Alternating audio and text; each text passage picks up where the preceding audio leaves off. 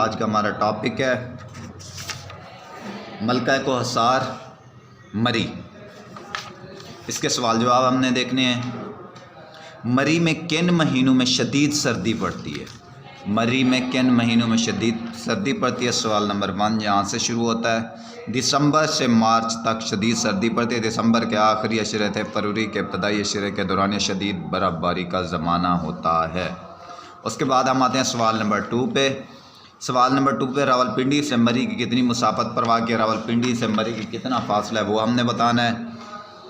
راولپنڈی کے شمال مشرق میں گاڑی کی تقریباً 1-1.5 گھنٹے کی مسافت پر واقع ہے، یعنی کہ 1 سے 1.5 گھنٹے کی مسافت پر مری واقع ہے۔ سوال نمبر 3 آتا ہے ہمارے پاس، پاکستان کے مختلف علاقوں کے لوگ کب مری کا رخ کرتے ہیں؟ یہ آتا ہے سوال نمبر 3 ہمارے پاس یہاں سے۔ پاکستان کے مختلف علاقوں کے لوگ رہنے والے لوگ گرمی پڑتے ہی مری کا رخ کرتے ہیں۔ کیا جواب ہے؟ گرمی پڑتے ہی مری کا رخ کرتے ہیں۔ اس کے بعد آتا ہے ہمارے پاس سوال نمبر 4، مری سمندر کی سطح سے کتنی بلندی پر واقع ہے؟ یہ ہمارے پاس پیج نمبر 16 پہ واقع ہے۔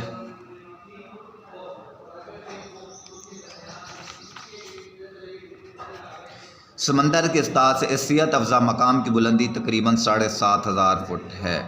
سمندر کی سطح سے اس صحت افزا مقام کی بلندی جو ہے تقریباً 7,500، یہ ہمارے پاس جواب ہے۔ اس کے بعد ہم نے آنا ہے مری میں برقی کمکموں کی روشنی میں کیسا محسوس ہوتا ہے؟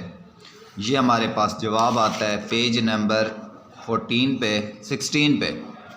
برقی کمکموں کی روشنی میں یوں محسوس ہوتا ہے جیسے آسمان سے ستارے زمین پر اتر آئے ہوں۔ برقی کمکموں کی رنگا رنگ روشنیوں سے ہمیں یہ محسوس ہوتا ہے جیسے آسمان سے ستارے زمین پر اتر آئے ہوں۔ اس کے بعد آتا ہے ہمارے پاس مری کے لوگوں نے انگریزوں کے خلاف کون سی جنگ لڑی؟ گوریلا۔ یہ ہمارے پاس جواب آتا ہے انہوں نے اپنی زمین سے انگریزوں کو نکالنے کے لیے گوریلا جنگ شروع کی اور اس میں خاصے کامیاب بھی رہے۔ انہوں نے اپنی زمین سے انگریزوں کو نکالنے کے لیے گوریلا جنگ شروع کی جس میں وہ خاصے کامیاب بھی رہے۔ اس کے بعد ہمارے پاس آتا ہے انگریزوں کو مری میں قدم جمانے کا موقع کب میسر آیا؟ یہ اسی کے نیچے ہی جواب ہے پیج نمبر 17 پہ۔ برصغیر پاک و ہند میں 1857 کی جنگ آزادی میں مسلمانوں کو ناکامی ہوئی تو انگریزوں کو مری میں قدم جمانے کا موقع میسر آیا۔ اس کے بعد ہمارے پاس سوال ہے لاسٹ، مری کے راستے میں کون کون سے درخت ہیں؟ یہ بھی ہمارے پاس 17 پہ ہے۔ اسلام آباد سے مری کی طرف جائیں تو راستے کے دونوں اطراف موجود چیڑ صنوبر کے اونچے اور خوبصورت درخت سیاحوں کو خوش آمدید کہتے دکھائی دیتے ہیں۔ کون سا تھا؟ اسلام آباد سے مری کی طرف جائیں تو راستے کے دونوں طرف موجود چیڑ اور صنوبر کے اونچے اور خوبصورت درخت سیاحوں کو خوش آمدید کہتے دکھائی دیتے ہیں۔ اس کے بعد ہمارے پاس آتے ہیں MCQs ہم نے دیکھنے ہیں۔ مری کس علاقے کا ایک تاریخی اور پہاڑی مقام ہے؟ پنجاب کا۔ گرمی پڑتے ہی کون مری کا رخ کرتے ہیں؟ مختلف علاقوں کے لوگ۔ اس کے بعد آتا ہے ہمارے پاس 19ویں صدی کی تیسری دہائی میں مری بیس میں کیمپ کس نے بنایا؟ انگریزوں نے۔ 1857 کی جنگ آزادی میں مسلمانوں کو کیا ہوئی؟ ناکامی ہوئی۔